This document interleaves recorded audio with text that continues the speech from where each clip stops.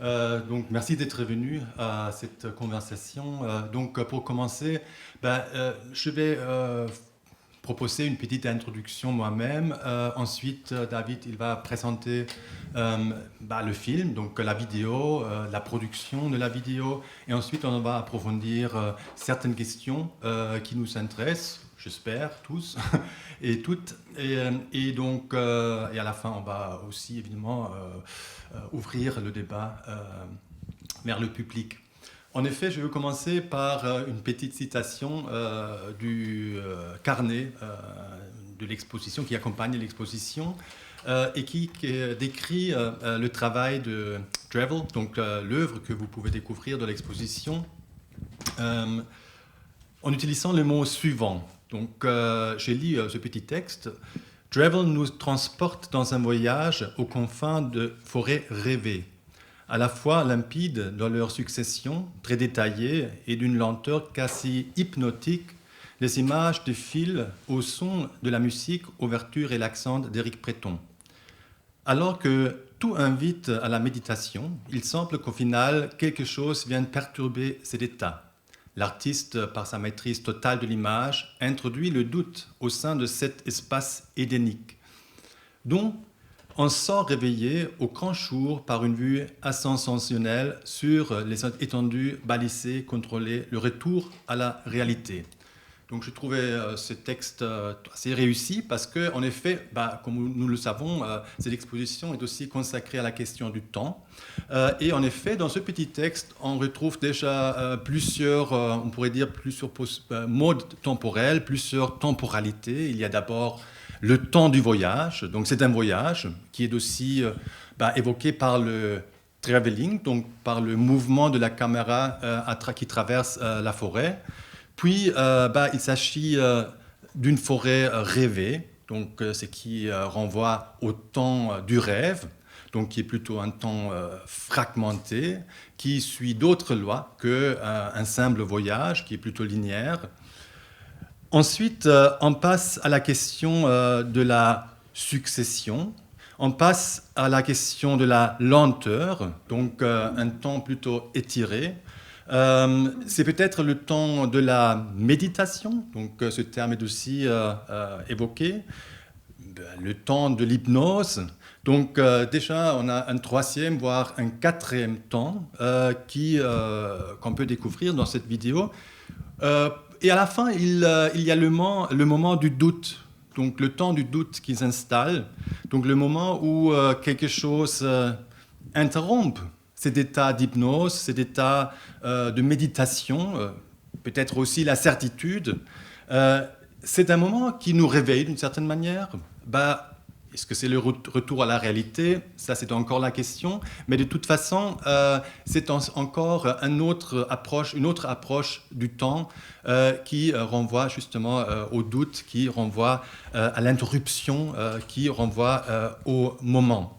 Je pense qu'ici, on touche à des questions vraiment fondamentales en ce qui concerne le temps en général, des questions liées au temps en général, mais aussi des questions liées à l'œuvre Dreville de David Claerbout. Et donc, maintenant, je ne sais pas, tu peux répondre à cette petite réflexion ou on passe directement à la production et on peut revenir à certains concepts du temps après cette présentation comme tu veux. Non, c'est peut-être une bonne idée de parler de cette... comme tu as introduit ce trajet, introduction et sortie de la forêt, j'avais toujours une faiblesse pour les musiques, donc je ne trouve pas que je dois travailler souvent avec une bande sonore. Je suis un de ceux qui trouvent que le film et le son, ça n'a rien à voir avec l'un et l'autre. Comme si on ajoutait les deux sens et on créait une réalité. Mais j'avais une faiblesse quand même pour cette musique de relaxation, détente.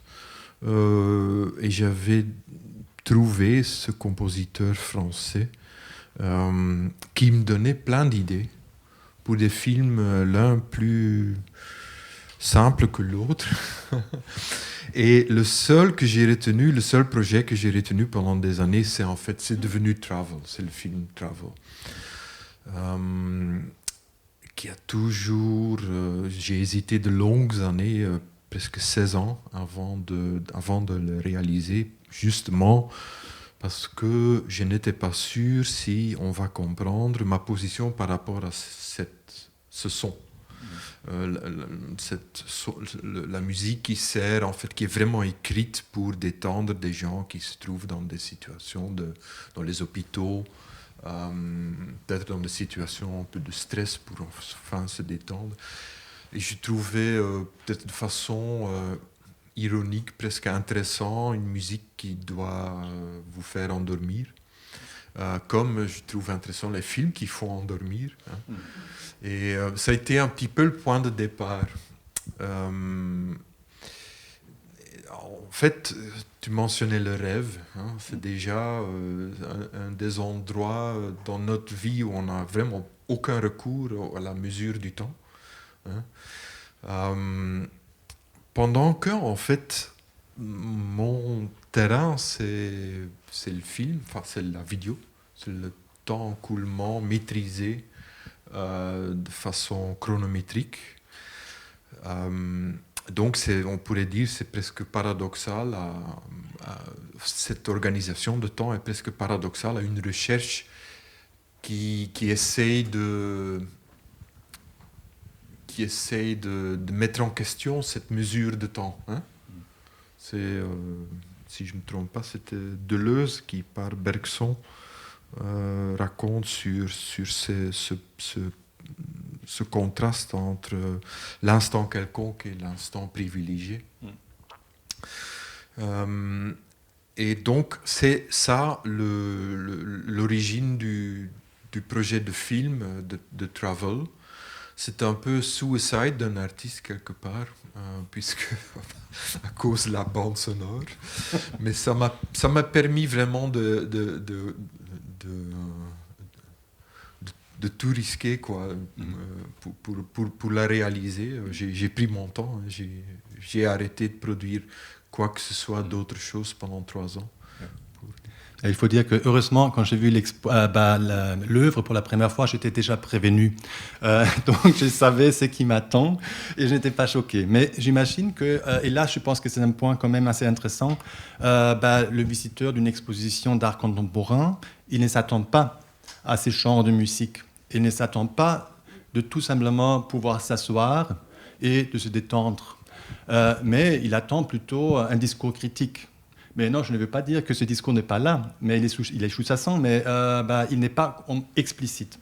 Et alors, on entre dans cette salle, on s'assoit, on voit ces belles images de la forêt, on entend la musique, et c'est vrai qu'on se retrouve assez vite, assez rapidement dans un état vraiment de détente, comme si on était peut-être dans un sauna ou... C'est une sorte de méditation. Je trouve ça intéressant parce qu'en effet, là, tu vas un peu contre nos attentes. Donc, tu vas, comme je l'ai dit, les spectateurs d'une exposition contemporaine, il attend autre chose. Et donc, finalement, il doit aussi un peu se mettre en question. Et peut-être, il doit aussi mettre en question son propre mode de réception. Et la question qui se pose, évidemment, est-ce que tu joues avec ça? Est-ce que c'est quelque chose qui t'intéresse? Ou est-ce que tu as des attentes particulières au spectateur, envers le spectateur? Oui, le film, il est assez clair quelque part, si vous voulez. Il y a un début, un milieu et une fin. Donc, il y a une introduction dans la lumière. Ensuite, il y a une détente profonde, on pourrait dire, dans le chaud et dans le noir. Et ensuite, on se réveille, c'est de nouveau la lumière. Donc, on pourrait dire que ce sont comme des paroles de politiciens assez claires et promettantes. Quand on fait ça... C'est de la propagande. On va arriver à ça. Voilà, ce sont des images qui sont bien définies. Et ce qui m'intéressait, je pense d'abord, c'était que tiens, tout le monde va penser que j'avais un certain effet dans ma tête quand même d'émotion. mais cette émotion était remplie de fraude. Hein, puisque c'est à la fin, il y a la musique, il y a l'ascension, sens de qu'on sort et qu'on va au-dessus de la forêt, mais qu'en même temps, cette forêt, elle est tellement ordinaire, elle est au milieu entre quelques villages, c'est même pas une forêt, c'est une petite blette de quelques arbres. Donc je pensais à un sens de réveil en même temps décevant, hein, comme si on pouvait pas juxtaposer, mais mettre ensemble les deux sens ou les deux sentiments d'élever et de descendre, de se déprimer et de se remplir de joie, si on voulait, si vous voulez, en même temps. Et cette simultanéité et je crois que ce qui m'a d'abord intéressé au film, c'est vraiment la fin. Tout le film, c'est quelque chose qu'il faut faire pour arriver quelque part, mais finalement, il ne fallait pas faire ça de façon synthétique, digitale, profondément, mais on aurait pu filmer peut-être dans une forêt, mais j'y ai réfléchi pendant de longues années et j'ai visité des centaines de lieux en France et en Belgique et en Allemagne pour voir si je pourrais filmer une scène du film. Et toujours, le lieu était trop concret. C'est drôle, mais les forêts se ressemblent nulle part. C'était trop concret, il n'y avait jamais ce côté psychique intérieur. Oui. Bon, maintenant je vais peut-être trop vite parce qu'ensuite je vais un peu élaborer, mais c'est le travail qui... Quand est-ce que je l'ai fait? En 2013, je l'ai réalisé, donc en 2011 j'ai commencé, donc ça fait 8-9 ans. Depuis là, j'ai compris pas mal de choses sur notre culture de utiliser la caméra comme système de confidence. Hein. C'est extrêmement important. C'est presque comme de l'oxygène. On vit avec tous les jours et on fait confiance. C'est comme un système de famille. Hein, les images automatiques, soi-disant, qui sont là malgré tout, hein, qui sont automatiques et que à travers des conversations qu'il faut mener pour réaliser un film comme Travel, je me rendais que tout ça, c'est en disparition quelque part. Hein. Et que dans ces images qui deviendront de plus en plus profondément synthétiques, qui s'installeront dans notre conscience collective à un moment donné, dans notre cerveau si vous voulez, et qu'on va en fait devoir dire adieu à ce système qui date disons de 1840, entre 1840 et maintenant, et qui a été bien préparé longuement et qui est extrêmement important pour l'être humain moderne. Pour sa survécu. Mais bon. Peut-être à ce sujet, avant que tu présentes la production du film, de la vidéo, pardon, j'aimerais peut-être revenir brièvement sur ces deux aspects que tu viens d'évoquer. Donc d'un côté, on pourrait presque dire ce conflit entre banalité, donc du paysage, du petit bois et le sublime finalement, parce que c'est l'ascension, c'est quand même quelque chose, c'est la totalité, c'est quelque chose, tu te trouves devant quelque chose qui est immense, que tu ne peux pas vraiment mesurer. Donc là, je pense qu'il y a une sorte de tension entre, d'un côté, le sublime, d'autre côté, le banal.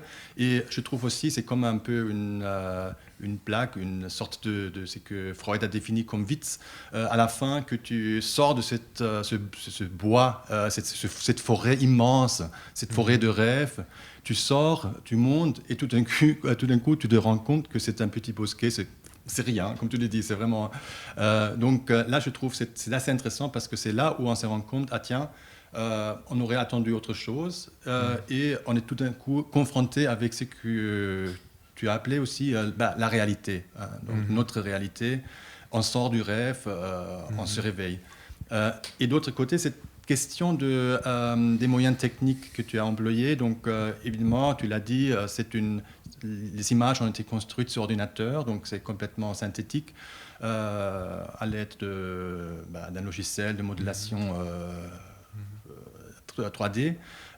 Mais j'ai observé quand même que finalement, ces images ne se réfèrent pas à, disons, l'expérience de la réalité, mais ces images se réfèrent plutôt ou imitent plutôt la photoréalité. Parce qu'en effet, il y a un moment où il y a des taches de lumière, comme des taches de lumière sur l'objectif photographique. Donc on a l'impression de regarder à travers un objectif photographique.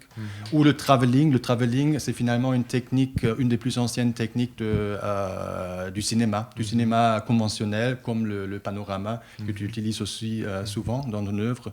Et donc, d'une certaine manière, c'est aussi une réalité qui est parfaitement synthétique, mais qui se réfère encore à une approche photographique ou filmique qu'on est habitué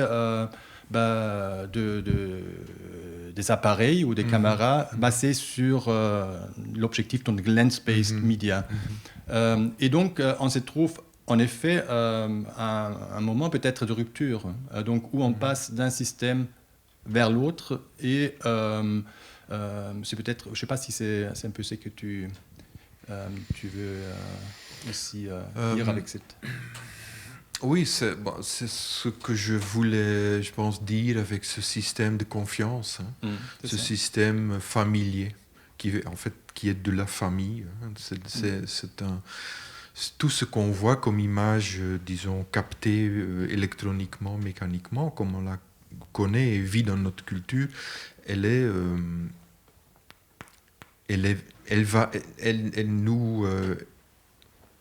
fait partie de notre... C'est une relation de confiance. Et c'est une intelligence incroyable aussi. Je me suis parfois demandé la question, pourquoi est-ce qu'on vit dans ce qu'on appelle une culture visuelle, hein? C'est non pas à cause des solutions techniques qui nous entourent et qui font de la révolution tout le temps, mais je crois que c'est parce que c'est effectivement le sens le plus important des vertébrés. Vertébrés, comment on dit ça? Vertébrés. C'est que dans l'évolution, nous avons regardé avec la peau cette orientation, cette mapping de l'environnement est quelque chose duquel nous avons évolué vers des créatures qui ont 2 yeux implantés là-bas, mais on regarde avec tout notre système nerveux. Donc finalement je commence à mieux comprendre pourquoi on vit dans une culture visuelle et pourquoi cette intelligence visuelle va beaucoup plus vite que l'intelligence écrite et que la vitesse du mot. Mais qu'est-ce que je voulais dire encore? Ça n'a pas d'importance. Tout à fait bien. Peut-être c'est le moment de passer à l'œuvre elle-même et la manière dont tu l'as produit et comment tu la présentes aussi normalement. Alors je montre d'abord quelques versions d'installation. Ceci est différemment vraiment à Bregenz, dans le Kunsthaus de Bregenz, qui est cette fameuse maison par l'architecte Peter Zumthor, qui est vraiment un cube de béton et de marbre et de vitre. Donc il y a une acoustique absolument épouvantable, mais donc en fait on ne peut pas faire des visites guidées sans qu'on a des intercoms, sans qu'on porte des intercoms. Ah oui. Parce que les gens ne s'entendent pas quand ils sont à quelques mètres l'un et l'autre. Le son va dans tous les sens. Donc ça, c'était la solution pour moi il y a 2 ans. sur une des étages. Il y a comme ça 4 étages. Et ça, je crois que c'était, oui, plus ou moins comme ici. Je trouve que c'est très bien installé d'ailleurs. Dans la Biennale Moscou, je ne sais pas, il y a 5 ans ou plus. Donc, en fait, un peu pour vous expliquer sur la trajectoire du film. Hein. C'est... bon, j'ai toujours trouvé que les artistes, ce sont des gens qui choisissent la retraite avant de commencer la vie. Et que... et donc, c'est une idée très tôt dans ma vie, que je l'ai eue quand j'avais entre 25 et 30 ans, je pense. Et j'avais donc pas seulement une faiblesse pour la musique qui doit détendre, mais aussi pour les banques dans les parcs, où on peut s'asseoir quand on est un peu plus à un certain âge. Et donc cette image était dans ma tête, et j'évite d'écouter de la musique tout court, parce que c'est comme je suis toujours infecté par la musique et ça, elle m'emmène toujours des idées, mais les idées sont plus banales que les autres parfois. Et donc ça, c'en était une introduction par un banc dans un parc. Et donc ça, c'était la première proposition, qui était pour moi et mon équipe, c'est pas facile d'ailleurs, parce personne n'avait aucune expérience avec disons, l'univers 3D, l'univers de l'image virtuelle, personne. Donc on s'est jeté sur la matière pendant à peu près 1 an. On s'est acheté des dizaines d'ordinateurs. Donc c'était vraiment comme un relancement de notre petit studio. Hein. Pendant que mes assistants, ce sont des caméramans, ce sont des photographes, il y a un historien de cinéma aussi, donc c'est vraiment tout divers.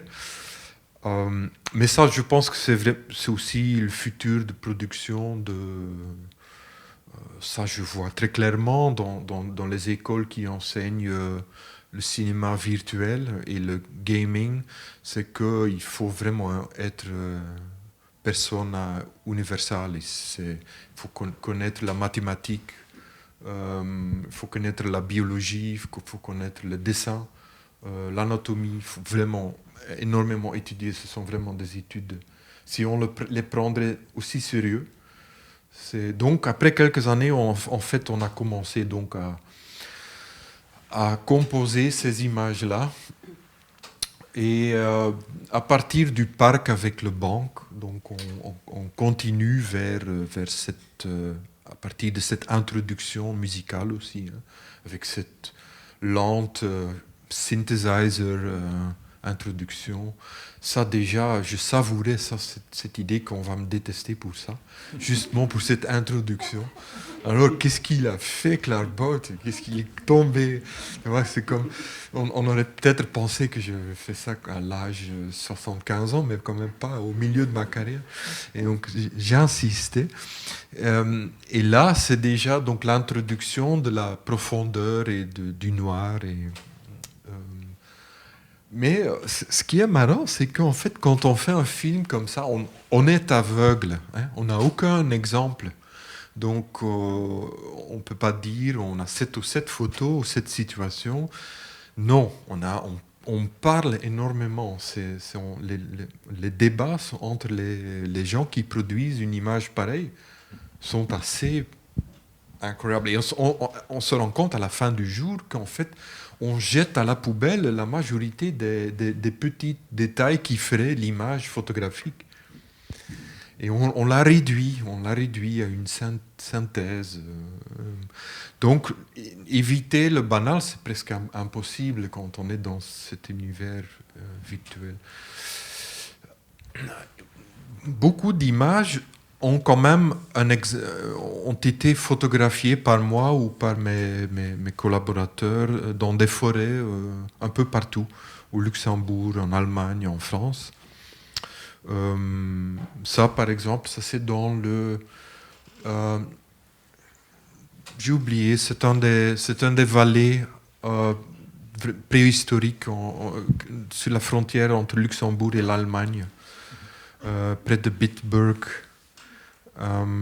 Teufelsschlucht, etc. C'est ce lieu-là où j'ai pas mal pris de photos. Et ensuite, on les reconstruit. Hein, on les reconstruit. Ce qui est bien, c'est que on sait mesurer, on sait maîtriser la lumière. Ça, c'est quelque chose qui fait vraiment énormément qui donne beaucoup de satisfaction et qui est du domaine du peintre, on pourrait dire. Hein. Auparavant, on avait les électros qu'on appelle sur le film set, c'est des gens qui font la lumière pour vous, mais ils sont quand même assez limités. Et là, on se trouve dans un lieu où il n'y a pas beaucoup de limites. Tu peux mettre un soleil qui brille à 120 000 lumens par mètre carré, aucun problème. Enfin, je veux dire, donc c'est vraiment une question de choix. Et ensuite, il y a cette forêt, cet arbre que j'ai trouvé en Allemagne, près de Kassel, que j'ai utilisé comme référence, qui est cette détente profonde. C'est plein de clichés, hein. Ce sont des images qui sont tous nées de clichés. C'est comme les femmes que je reçois parfois dans des collectionneurs américains, que je reçois dans mon atelier. Maintenant, avec Covid, plus, mais avant, il y avait parfois comme ça... désolé, hein, c'est un peu de sexisme anti-américain, mais les blondes qui se ressemblent tous, hein, qui ont tous visité le même chirurgien. C'est vraiment comme ça, les images comment ça se ressemble. Il faut faire vraiment bien attention pour les disons, distinguer, hein, oui. Donc, il y a cet endroit qu'on appelle la cathédrale, qui est un endroit assez monumental où la caméra bouge, comme ça, frontalement. Et ensuite, une scène avec une petite rivière qui m'a coûté une fortune parce que je ne savais pas que virtualiser l'eau coulante, c'est très, très compliqué. Et ça prend énormément de temps pour faire calculer, parce que contrairement à ce qu'on pense, on ne fait pas ce qu'on veut. Il faut installer des objets comme des rochers ou des plantes, et l'eau doit passer par ces objets, elle doit les toucher, elle doit les heurter, ensuite chercher son chemin. Et finalement, l'univers virtuel, il ressemble beaucoup à l'univers réel. Si j'étais Elon Musk, je dirais même, je ne suis pas sûr qu'on vit dans une simulation. Mais ça m'a fait énormément penser sur cet aspect qui ressemble l'esprit schizophrène, hein, qui ne sait plus quelle est la différence entre je pense donc je suis, hein, entre est-ce que je suis un être qui pense ou est-ce que je suis un être organique et donc on continue vers cette scène de réveil où il y a quelques rayons de lumière qui s'introduisent dans le film, et c'est quelque chose que ces rayons de lumière, elles ont toujours été avec les films que j'ai faits auparavant. Le soleil, même, comme j'ai toujours trouvé fascinant que dans le cinéma ou dans le film, quand on voit un soleil et on s'est installé longuement dans un espace comme on est ici, dans le noir, presque, et on voit le soleil apparaître sur l'écran, le cerveau dit tiens, c'est trop de lumière. Il faut peut-être faire attention. Et la rétine ne fait rien du tout. Mais il y a ce réflexe.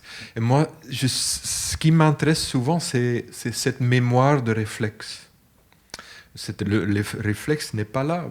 Un écran, c'est plat. Ça n'a aucun pouvoir. C'est très peu de lumens. Hein. C'est vraiment très faible. C'est un engin très faible qui est plat. Et en même temps, on est perplexe. C'est quand même assez incroyable. C'est ça l'histoire de l'image, c'est entre le plat et la perplexité. En allemand, c'est le même mot, hein. Reflet et réflexe. Oui, ah oui, d'ailleurs, oui. Et donc on sort de la forêt, et là j'avais pensé qu'une forêt avec des birchen, oui, comment c'est des bouleaux. Ah, Oui, qui sont des arbres qu'on pourrait, donc qui sont pas vraiment de forêt de profondeur. Et on sort comme ça avec la musique. Et en fait, finalement, ce n'est qu'une réalisation d'une idée interne par des moyens synthétiques. Voilà. J'aimerais peut-être revenir à cette... Ah oui, ça c'est un des dessins. Cette question de la forêt, parce que c'est quand même, le forêt est un sujet assez fascinant, donc qui fait partie de notre imaginaire collectif, qui joue un rôle assez important dans notre imaginaire collectif. C'est un lieu où on va pour se perdre et pour après éventuellement se retrouver. C'est aussi un lieu rituel, c'est un lieu archaïque, fantastique, un lieu de rêve. Dans notre temps moderne, c'est aussi un lieu qui est devenu une sorte de refuge. Donc, c'est-à-dire que on va à la forêt pour finalement relaxer, pour éviter le stress de la vie moderne. Et donc, c'est aussi un lieu qui nous permet de nous ressourcer d'une certaine manière. Donc, il y a toutes ces différentes couches de connotations qui sont là. Évidemment, c'est aussi différent pour un Allemand ou pour un Belge. C'est drôle parce que tu as dit que tu as pris pas mal d'images en Allemagne. Et en Allemagne, évidemment, la forêt, ça a une connotation particulière parce que c'est dans la forêt de Teutoburg que les Germaniques ont gagné la bataille contre les Romains, et c'est devenu une sorte de mythe d'origine d'une nation allemande ou germanique. Ce que d'ailleurs les national-socialistes ont fait revivre par les Tinkstädte. Tout à fait, par les Tinkstädte, tout à fait. Qui étaient dans la forêt, des lieux ouverts dans la forêt. Et donc, est-ce que c'est quelque chose qui joue dans ton travail? Est-ce que c'est quelque chose qui t'a particulièrement... quelles sont les idées que tu associes à la forêt? C'est qu'elle est toujours, c'est d'ailleurs le même avec le monde animalier, c'est qu'elle est toujours, enfin elle est quand même, quand on pense à notre tradition d'image, elle est toujours sur l'arrière-plan quelque part, la forêt. Elle n'obtient très peu de fois le rôle principal d'acteur, l'arbre et la forêt. Et elle m'intéresse parce que tout ce qui est arrière-plan et ce qui n'a pas de chance pour raconter les histoires humaines, donc les histoires anthropocentriques, m'intéressent. Et on pourrait dire que c'est presque entre un choix éthique, mais en même temps aussi un choix de peintre quelque part, c'est de se rapprocher de l'arrière-plan. Et de peut-être vouloir effacer l'avant-plan, qui est toujours, on pourrait dire, c'est nous l'avant-plan. Ce sont nos histoires qui sont l'avant-plan. On ne met jamais un acteur sur l'horizon.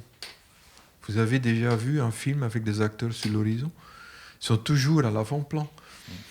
Quand ils sont off-screen, ils sont même derrière vous ou dans votre tête. Et donc, les arbres et la forêt est un de ces aspects-là. On ne demande jamais son opinion. Et je ne sais pas très bien ce que je dois penser du moyen plan. Il y a l'avant-plan, il y a l'arrière-plan, l'arbre et la forêt et les animaux. Mais je ne sais pas très bien... ça, c'est pas encore résolu dans ma tête quelque part. Mais c'est probablement ça l'amour pour les forêts. D'ailleurs, le dernier film que j'ai fait, qu'on a commencé la semaine passée à Bruges, en première, c'est de nouveau une forêt. Et tu as aussi évoqué cet effet pictural. Tu as une formation aussi, une formation de peintre. Et tu l'as déjà évoqué à plusieurs reprises que ça se retrouve aussi dans ton travail. Donc, cette sensibilité pour la lumière. Et en effet, cette œuvre, donc Travel, a été aussi exposée à une exposition consacrée à la peinture flamande en Allemagne, dans la Gemäldegalerie Dresden, Paradies auf Erden, donc le paradis sur terre, les paysages de Bruegel à Rubens. Et c'est intéressant parce que, en effet, le paysage de la peinture néerlandaise, flamande, d'abord, on a l'impression qu'il s'agit d'une représentation de la nature.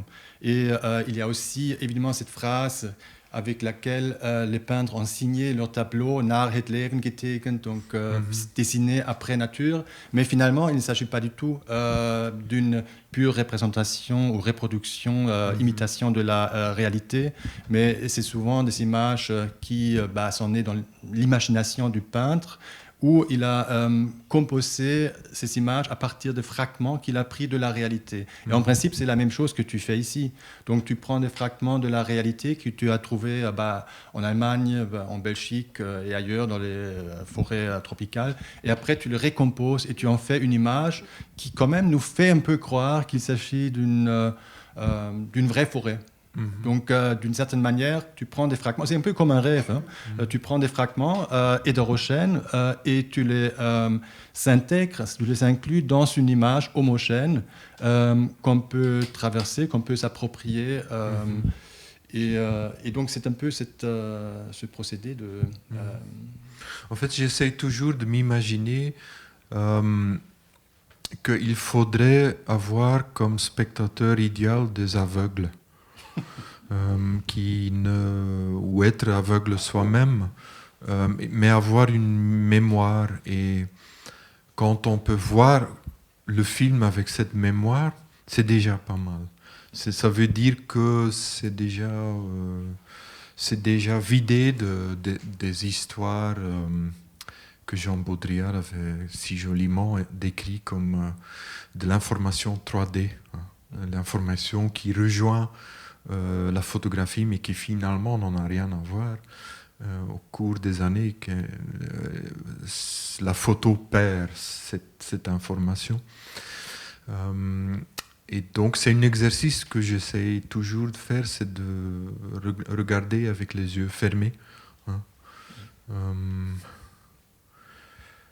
Ouais. Mais bon, ça c'est l'histoire de l'image. Hein. C'est toujours cette tension entre représentation et quelque chose de nouveau qui est né. Hein. La représentation elle-même, elle est morte. Hein. Elle n'a aucune vie en soi. On peut représenter tout, mais toute vie elle est sortie. Donc une image commence à avoir de la vitalité quand elle échappe le corset de la représentation. Il faut aller au-delà de ça. Ouais. Je pensais peut-être vous montrer quelques dessins qui font partie du film. Ça c'est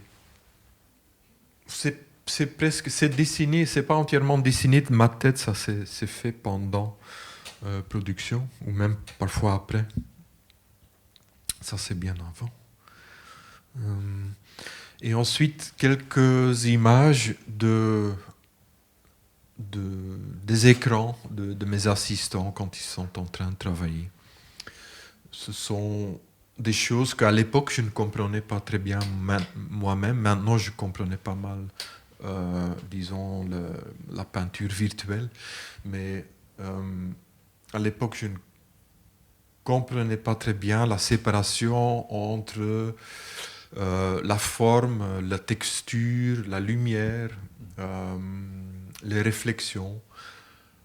Et plus tard, j'ai découvert qu'en fait, quand on travaille dans le virtuel, dans l'image virtuelle, en fait, on fait quelque chose qui est assez pareil avec la façon dont notre cerveau procède, l'information qui vient de notre rétine.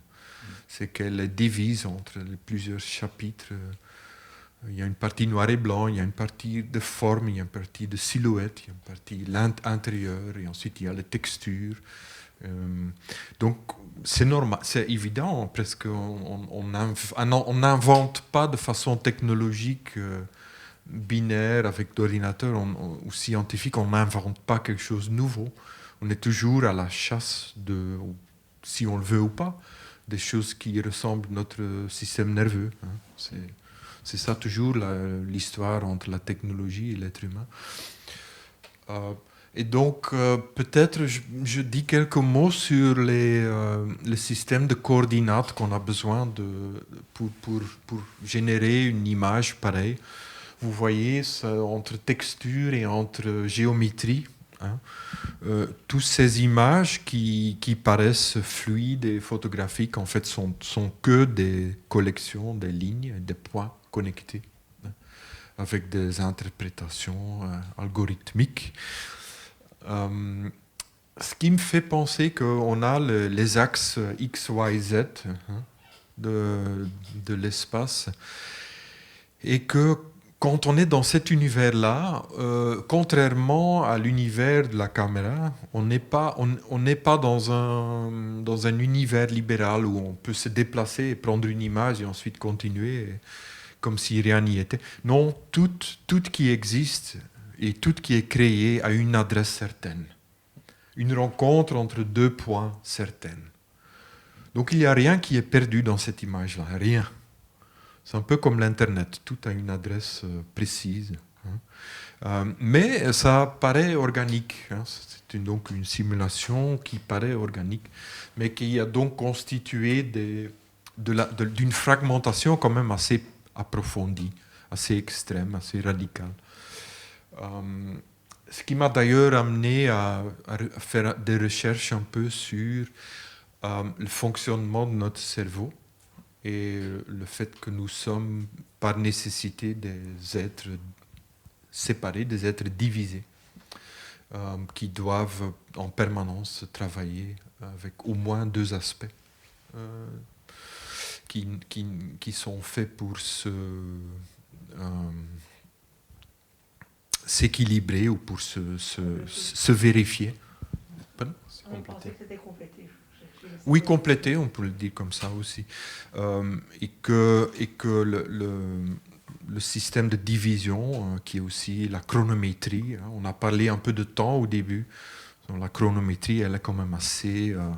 c'est une invention d'extraterrestre presque. On n'est que entouré de la chronométrie. Finalement, cette lumière-là, cet écran, ce que vous allez voir sur la caméra, tout ça, ça existe par la maîtrise du temps. Peut-être on pourrait revenir justement là à la question du temps. Donc tu as évoqué finalement la chronométrie. Et tu as aussi au début de notre conversation cité Bergson. Et donc comme nous le savons tous, Bergson il a fait justement cette distinction entre le temps scientifique, donc c'est qu'on pourrait dire le temps chronométré, peut-être aussi. En anglais, il y a ce terme clock time que je trouve extraordinaire parce que ça veut dire d'un côté la durée, d'un côté l'heure ou l'horaire, mais aussi la pointeuse. Donc c'est vraiment pour structurer le temps. Donc ça c'est le temps scientifique qui nous est extérieur, nous est imposé d'une certaine manière. Et puis la durée qui est plutôt notre temps, qui est un temps plutôt fluide, qu'on ne peut pas mesurer et qui est un temps qui nous est intime, donc intérieur. Donc je pense que cette distinction, on pourrait dire ce conflit entre d'un côté temps scientifique et d'autre côté durée plutôt personnelle, expérience personnelle, peut-être aussi c'est le temps de la connaissance, comme le dit Bergson, ça se retrouve peut-être aussi, cette tension se retrouve aussi un peu dans ton travail. Juste pour donner un simple exemple, dans le film, peut-être maintenant j'ai tort et c'était pas vraiment comme ça que tu l'as conçu, mais tout au début, j'ai l'impression, donc on entre dans la forêt, et il y a donc des papillons, des insectes qui bourdonnent, et donc qui traversent l'image, etc. En revanche, j'avais l'impression que le feuille ne bouge pas. Donc, c'est-à-dire, ce mouvement des insectes a lieu dans un espace parfaitement, dans une nature parfaitement fichée. Donc là aussi, il y a un peu cette opposition entre d'un côté l'image fixe, l'image mobile, entre un moment qu'on peut clairement définir et un moment qui est un peu plus fluide. Et donc, est-ce qu'on pourrait dire que tu joues aussi sur ces oppositions? Donc, d'un côté, le temps chronométré, c'est le temps de la production de l'œuvre, et la durée, c'est le temps de la réception, peut-être aussi le temps de l'expérience artistique, mais aussi de l'expérience du spectateur. Et d'autre côté aussi, cette opposition entre l'image fixe, le monde fiché qu'on peut associer, ou qui a été souvent associé à la photographie, et le temps, la mobilité, le flux qui a été associé au film. C'est un peu la bataille entre ce que je décrirais comme la monochronie, pas confusée avec la monochromie, et la hétérochronie. Si quelque chose comme l'hétérochronie existe, et ce qui me frappe toujours, c'est qu'il y a quelques mois, j'étais invité pour participer en Suisse à un colloque sur le silence. Et c'est un peu, on pourrait dire, pareil avec la lenteur et la vitesse. C'est qu'elles ne font que du sens quand on peut les contextualiser. La